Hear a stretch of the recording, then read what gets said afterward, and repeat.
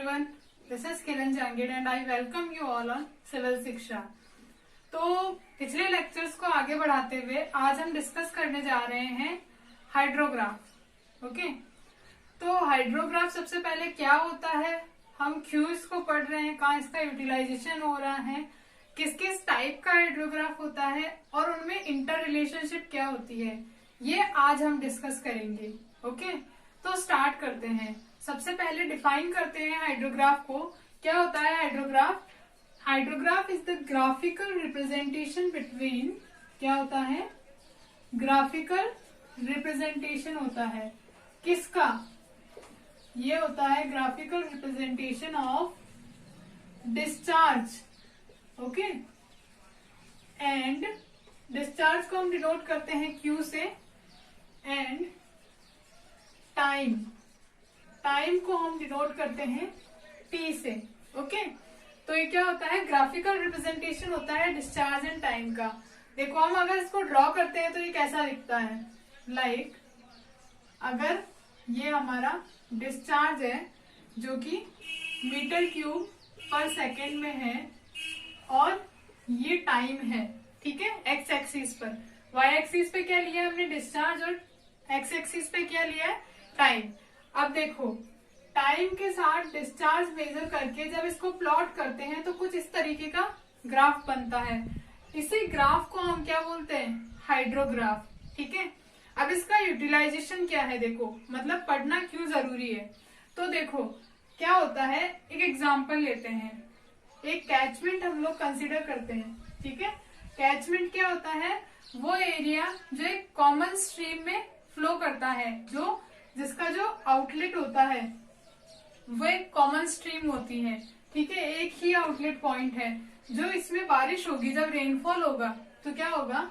ये सारा पानी जो है क्या करेगा?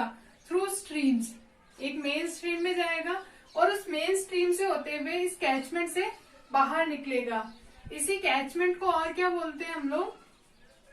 कैचमेंट को और बोलते हैं हम लोग बेसिन या वाटरशेड। क्या बोलते हैं? वाटरशेड। अब देखो, यहां से पानी निकल रहा है, मतलब रन ऑफ, जो कि एक्सेस वाटर है, जो इनफिल्ट्रेशन होने के बाद सरफेस पे बच गया या इनफिल्ट्रेशन होने के बाद उसने सरफेस फ्लो को ज्वाइन किया। ठीक है, वो जो पानी यहाँ हम लोग डिस्चार्ज को क्या कर रहे हैं? मेजर कर रहे हैं इस पॉइंट पर। तो इस पॉइंट को हम क्या बोल देते हैं? Gauging point. क्या बोल देते हैं? Gauging point. अब देखो, इसका फायदा क्या है? अगर हमें कोई भी हाइड्रोलिक स्ट्रक्चर बनाना है, ठीक है, जैसे कि डैम या स्पिलवे, कोई भी हाइड्रोलिक स्ट्रक्चर होगा, उसके लिए हमें दो चीजों की रिक्वायरमेंट होगी। ठीक है, क्या क्या? एक तो हमें डिजाइन लाइफ कितनी चाहिए, ठीक है, क्या रिक्वायरमेंट होगी?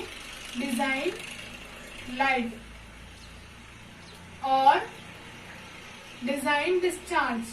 ठीक है, डिजाइन डिस्चार्ज। अब देखो, ये जो डिजाइन डिस्चार्ज है, ये ऑल्दो इसको फाइंड आउट करने के अलग अलग बहुत सारे तरीके हैं, जैसे कि रैशनल मेथड है, फ्लड फ्रीक्वेंसी एनालिसिस है, ठीक है, हाइड्रोग्राफ है, एम्पेरिकल फॉर्मूलाज है। ठीक है, तो डिपेंड करता है कि हमारे पास किस तरह के डेटा अवेलेबल है, उस बेसिस पर हम वो मेथड यूज करेंगे। ठीक है, तो आज हम क्या डिस्कस कर रहे हैं? हाइड्रोग्राफ डिस्कस कर रहे हैं। ठीक है, और वो किस काम आ रहा है? वो ये डिजाइन डिस्चार्ज निकालने के काम आ रहा है। ठीक है, हम जैसे यहाँ इस पॉइंट पर अगर हमें डैम या कोई भी हाइड्रोलिक स्ट्रक्चर बनाना है तो उस पॉइंट पर हम क्या करते हैं?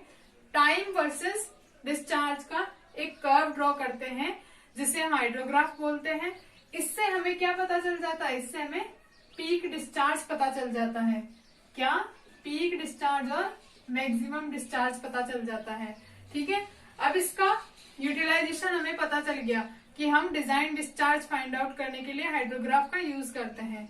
अब देखो, टाइप्स ऑफ हाइड्रोग्राफ पर मूव करने से पहले मैं आपको थोड़ी सी टर्मिनोलॉजी एक्सप्लेन करती हूँ, जो कि क्या?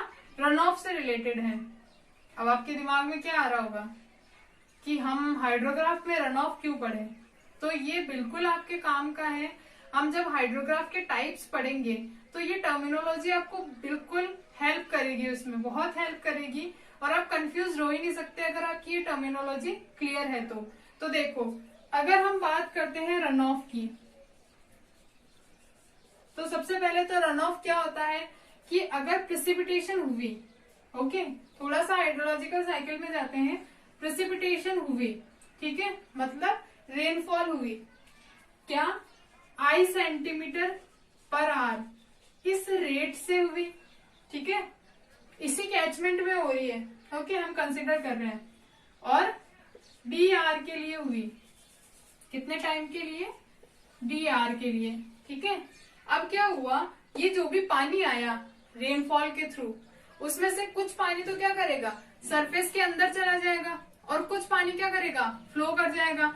अब सरफेस के अंदर जो पानी जा रहा है, ठीक है, वो भी उसमें से भी कुछ अमाउंट क्या होता है, उस कुछ टाइम बाद उस स्ट्रीम को ज्वाइन कर लेता है। तो ये जो फ्लो होता है ओवरऑल में, जो पानी फ्लो कर जाता है, ठीक है, सीप ना होकर, उसको हम क्या बोलते हैं, उसको हम बोलते हैं रन ऑफ, ठीक है। अब रन ऑफ की बात कर रहे हैं हम लोग, तो लाइक हम कंसिडर करते हैं कि प्रेसिपिटेशन हुई, ओके, कुछ पानी क्या किया, डायरेक्टली स्ट्रीम को ज्वाइन कर लिया, ठीक है। इसको हमने क्या बोला, ये सरफेस के ऊपर हुआ ना, तो इसको क्या बोला हमने, सरफेस फ्लो, ठीक है। अब देखो, कुछ पानी क्या करा, अर्थ सरफेस के अंदर गया और उसमें से कुछ अमाउंट ने थोड़ी ही देर बाद इसको ज्वाइन कर लिया स्ट्रीम को, तो थोड़ी ही देर में ज्वाइन कर लिया, तो इसको हम क्या बोलेंगे, प्रॉम्प्ट इंटरफ्लो, क्या बोलेंगे, प्रॉम्प्ट इंटरफ्लो, और सीपेज, और क्या बोलेंगे, सीपेज, ठीक है। अब देखो, ये तो हो गई बात सरफेस फ्लो की और प्रॉम्प्ट फ्लो की। एक टाइप का फ्लो यहाँ पर और एग्जिस्ट करेगा, माना कि ये जो पानी सीप किया यहाँ से, उसने क्या किया, ग्राउंड वाटर टेबल को ज्वाइन कर लिया, क्या किया, ग्राउंड वाटर टेबल को ज्वाइन कर लिया, और उसके बाद उसने धीरे धीरे सीप करते हुए स्ट्रीम को ज्वाइन किया, और इस प्रोसेस में इसको सालों लग जाते हैं, लाइक ईयर्स, ओके। तो इसको हम क्या बोलते हैं, डिलेड इंटरफ्लो, क्या बोलते हैं, डिलेड इंटरफ्लो, या इसको और नॉर्मल टर्म्स में हम बोलते हैं बेस फ्लो, ठीक है। अब आपको ये टर्म्स क्लियर हो जानी चाहिए। ये दोनों किसके टाइप है, ये दोनों सब सरफेस फ्लो के टाइप है। तो हमारा जो रन ऑफ है वो क्या हो गया, सरफेस और सब सरफेस, ठीक है। अब सब सरफेस को हमने फर्दर 2 टाइप में डिवाइड किया है, प्रॉम्प्ट, या फिर इसको बोला हमने सीपेज, ओके, और सेकंड इसको क्या बोला है, डिलेड और बेस फ्लो, ठीक है। अब क्या हो रहा है, ये दोनों जो फ्लो है, ये जैसे ही रेनफॉल स्टार्ट होगा और ये पानी धीरे धीरे यहां पहुंचेगा, उसी टाइम ड्यूरेशन में इस स्ट्रीम को ज्वाइन कर लेंगे, मतलब रन ऑफ में कन्वर्ट हो जाएंगे, ओके।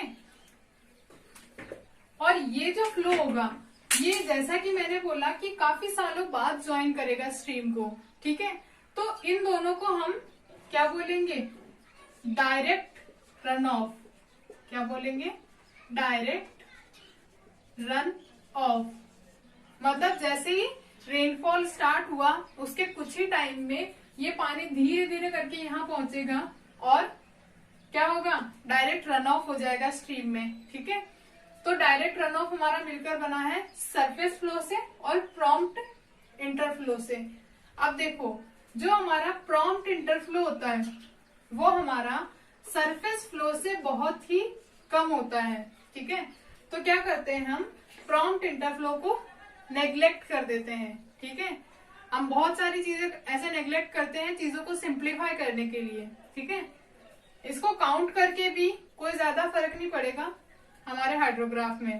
तो अब हमने क्या बोल दिया कि जो डायरेक्ट रन ऑफ है वो किससे बना है, सरफेस फ्लो से, ठीक है। और इसी डायरेक्ट रन ऑफ के कॉरेस्पॉन्डिंग जो हाइड्रोग्राफ बनता है उसको हम क्या बोलते हैं, उसको हम बोलते हैं डायरेक्ट रन ऑफ हाइड्रोग्राफ, ठीक है, DRH।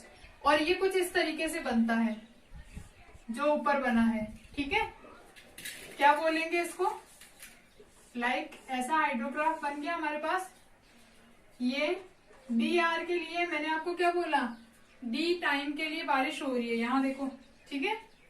DR के लिए, DR direct run of hydrograph है, और रेनफॉल एक्सिस कितना है, of rainfall axis R unit. मैंने बोला ना आपको R यूनिट, यहाँ पर रेनफॉल एक्सिस जनरेट हो रहा है, ठीक है। तो ये हमारा DRH हो गया, ये टाइम होगा, यहाँ डिस्चार्ज होगा। अब देखो, अगर इसी डायरेक्ट रन ऑफ हाइड्रोग्राफ में, इसी डायरेक्ट रन ऑफ में हम क्या कर दें, डिलेड इंटरफ्लो को ऐड कर दें, या बेस फ्लो को ऐड कर दें। क्या कर दें, DRH में हम ऐड कर दें बेस फ्लो को, ठीक है। तो हमें क्या मिल जाएगा, टोटल रन ऑफ मिल जाएगा, टोटल रन ऑफ मिल जाएगा, ठीक है, या टोटल रेनफॉल एक्सिस मिल जाएगा। और इस टोटल रेनफॉल एक्सिस के कॉरेस्पॉन्डिंग जो हाइड्रोग्राफ बनेगा उसको हम क्या बोलेंगे, उसको हम बोलेंगे फ्लड हाइड्रोग्राफ। क्या बोलेंगे, फ्लड हाइड्रोग्राफ, ठीक है।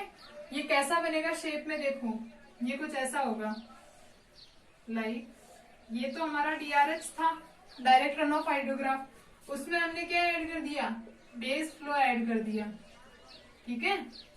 टाइम यही रहेगा, यहाँ डिस्चार्ज रहेगा। ये DR फ्लड हाइड्रोग्राफ है, जो रेनफॉल एक्सिस कितना है यहाँ R, ठीक है। अब देखो DRH हमारा फर्स्ट टाइप का हाइड्रोग्राफ हो गया, डायरेक्ट रन ऑफ हाइड्रोग्राफ।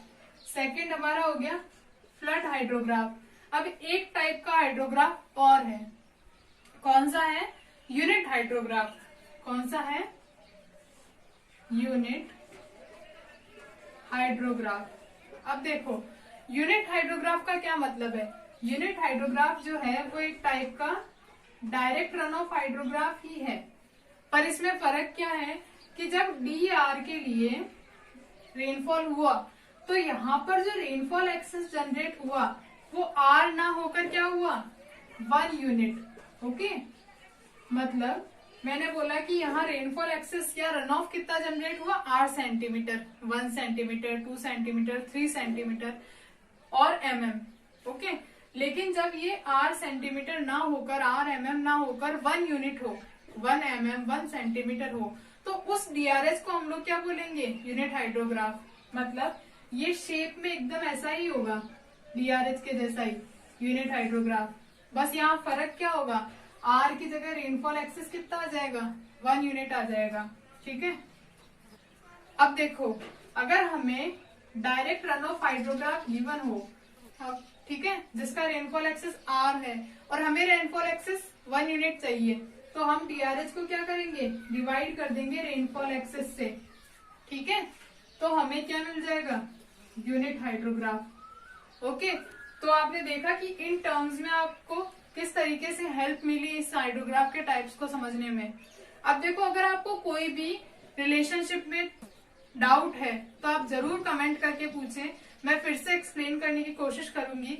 अभी देखो आपको यहाँ से इतना समझ में आ जाना चाहिए कि अगर आपको कोई एक गिवन है और सफिशिएंट डेटा अवेलेबल है तो आप बाकी के 2 हाइड्रोग्राफ डिराइव कर सकते हो। कैसे, मैंने मान लिया कि मुझे फ्लड हाइड्रोग्राफ गिवन है, ठीक है, और मुझे डिराइव करना है यूनिट हाइड्रोग्राफ, ठीक है, ये आपसे पूछा है। अब फ्लड हाइड्रोग्राफ गिवन है तो आपको टाइम ड्यूरेशन दिया होगा कितने R का है, ठीक है, आपको रेनफॉल एक्सिस दिया होगा और आपको क्या दिया होगा, बेस फ्लो दिया होगा, ठीक है। तो आप क्या करोगे, फ्लड हाइड्रोग्राफ डिराइव करने के लिए हमने क्या किया था, डायरेक्ट रन ऑफ हाइड्रोग्राफ में बेस फ्लो ऐड किया था। ये किस तरह का था फ्लड हाइड्रोग्राफ, कुछ इस तरीके से, ठीक है। अब फ्लड हाइड्रोग्राफ में से अगर आप क्या करो, ये वाला पार्ट बेस फ्लो का आप माइनस कर दो, ठीक है, क्या कर दो, बेस फ्लो को माइनस कर दो,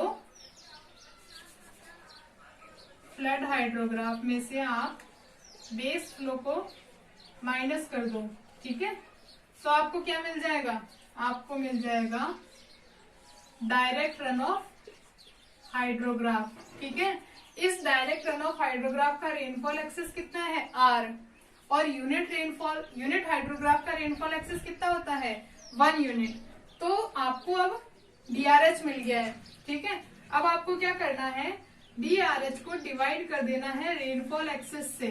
क्या करना है, डिवाइड कर देना है रेनफॉल एक्सेस से। तो आपको क्या मिल जाएगा, आपको मिल जाएगा यूनिट हाइड्रोग्राफ, ठीक है।